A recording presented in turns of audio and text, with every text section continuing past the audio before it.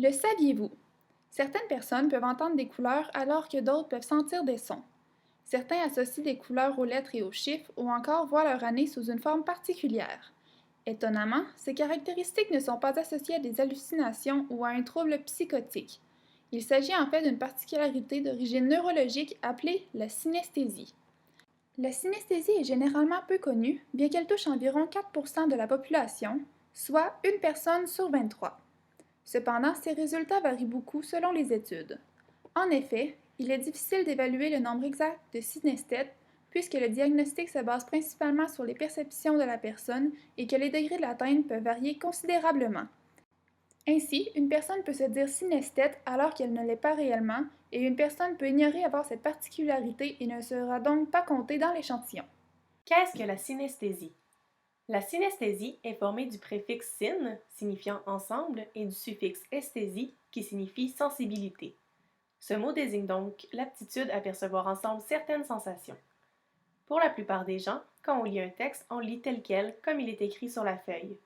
Pour certains, une sensation supplémentaire y est ajoutée et la personne perçoit donc ses lettres colorées. Ici, c'est la forme de synesthésie la plus courante. En fait, la synesthésie est un ajout de perception. Une région spécifique du cerveau s'active en plus de celle normalement activée lors de perceptions normales. Donc, les perceptions dites normales restent et le contact avec la réalité demeure présent.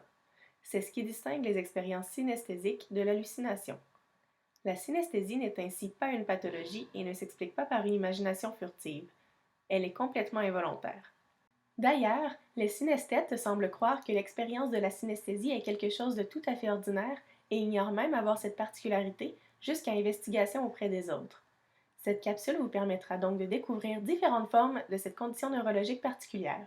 Quelles sont les causes de la synesthésie? La première hypothèse est qu'il pourrait s'agir d'un processus normal du cerveau qui ne serait conscient que chez une minorité de personnes.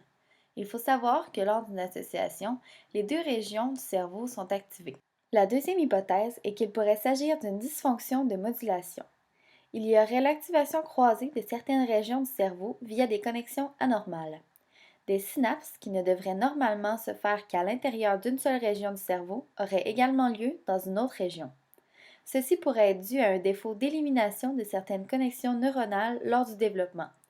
En effet, jusqu'à un enfant sur deux serait synesthète. Bref, la plupart des enfants auraient des pensées synesthésiques alors qu'à l'âge adulte, cela ne se produit plus. Cette prévalence diminue à partir de l'âge de 10 ans jusqu'à un adulte sur 23. La troisième hypothèse est que la synesthésie pourrait être due à des connexions normales qui ne sont pas inhibées. Habituellement, il y a un équilibre entre l'activation et l'inhibition des neurones. Par contre, si l'équilibre est dérangé, il se pourrait alors que des signaux ultérieurs influencent les perceptions présentes. De plus, certaines drogues hallucinogènes auraient cet impact sur le cerveau, d'où leur risque de causer la synesthésie. Par exemple, des études à la d'IRM indiqueraient que la V4 du cerveau, soit celle qui traite les couleurs, serait plus active chez les synesthètes de type mot-couleur et graphème-couleur. La quatrième hypothèse est qu'il se pourrait que la synesthésie soit transmissible génétiquement par le chromosome X. Par contre, les personnes synesthètes d'une même famille n'auraient pas toujours le même type de synesthésie. Finalement, la cinquième hypothèse est que la synesthésie pourrait s'acquérir en fonction de l'environnement et/ou du développement. En effet, l'environnement a un grand impact sur la détermination du type de synesthésie. Le langage, par exemple, pourrait avoir un impact sur les associations. La lettre R est pour la grande majorité associée au roux. Cependant, ce n'est pas absolu, puisque la lettre O est majoritairement associée au noir ou au blanc et non au orange, comme on aurait pu le penser. Ces associations peuvent également être dues au développement. Si lors de l'apprentissage de l'écriture, chaque lettre avait sa couleur au tableau, une association inconsciente peut avoir été faite et perdurer dans le temps. Il faut cependant savoir que les recherches au sujet de la synesthésie ne sont pas approfondies autant qu'elles pourraient l'être, étant donné qu'il ne s'agit pas d'un trouble nuisible pour la santé. Les critères diagnostiques. La synesthésie a ses propres critères diagnostiques. Tout d'abord, la synesthésie doit être passive, involontaire et impossible à supprimer des perceptions, donc constante. Ensuite, les sensations doivent être perçues dans un environnement extérieur à la personne synesthète. Un autre critère est que les sensations sont immuables dans le temps et non élaborées. C'est donc une perception de quelque chose d'abstrait et non de quelque chose de concret comme un paysage. D'ailleurs, plusieurs personnes seront incapables d'expliquer leur perception avec la parole. En continuant, les sensations sont mémorables et finalement, elles ont un caractère émotionnel, c'est-à-dire que le synesthète est convaincu que ce qu'il perçoit est réel. On retrouve 3 catégories de synesthésie. La synesthésie bimodale, multimodale et cognitive.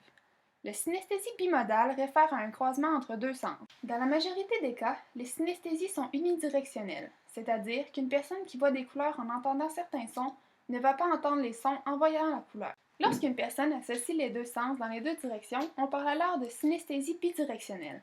La seconde catégorie de synesthésie est la synesthésie multimodale. Cette catégorie, qui est plus rare, apparaît lorsque 3 sens ou plus s'associent entre eux. Par exemple, un son provoquera à la fois un goût et une couleur. La troisième catégorie est la synesthésie cognitive, aussi connue sous le nom de catégorielle ou conceptuelle. Elle fait référence à des fonctions cognitives supérieures qui permettent d'associer un sens à une représentation mentale plus générale. En effet, il s'agit de l'association d'une couleur ou d'une forme à des systèmes de catégorisation culturelle tels que des lettres, des noms, des mots, des quantités ou des symboles. La synesthésie peut être classée en plus de 60 types de synesthésie différents. Seuls les types les plus communément retrouvés seront abordés. Le type le plus commun est la synesthésie graphème-couleur, qui consiste à voir les lettres ou les chiffres teintés d'une certaine couleur.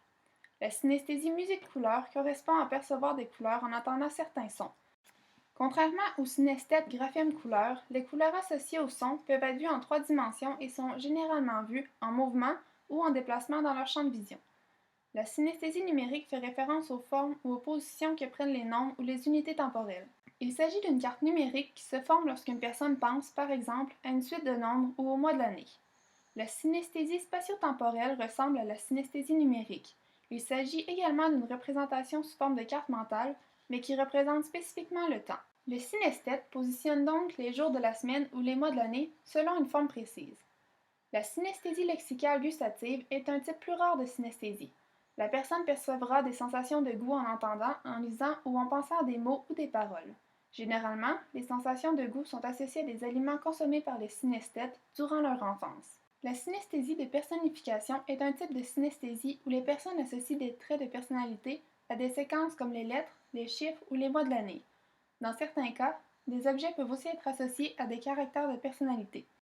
Même si ces différents types regroupent des caractéristiques communes des synesthètes, il ne faut pas oublier que chaque cas est unique et que la nature et l'intensité des perceptions varient d'un individu à l'autre. Les synesthètes sont par contre constants dans leurs expériences. Leurs associations et leurs perceptions ne varient pas dans le temps. La synesthésie peut être vécue de plusieurs façons. Pour certains, elle n'est simplement jamais découverte puisqu'ils croient que c'est totalement normal et ne pensent jamais à en discuter. Pour d'autres, elle peut être vécue de façon positive comme un don ou un atout dans la vie. En effet, pour certains, la synesthésie leur permet de mémoriser plus facilement. Cependant, pour d'autres, la synesthésie est un facteur plutôt négatif. Ils peuvent se sentir extrêmement différents des autres et avoir de la difficulté à vivre avec cela.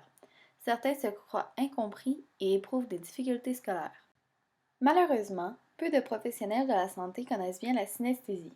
En effet, certains iront même jusqu'à poser de mauvais diagnostics tels que la schizophrénie.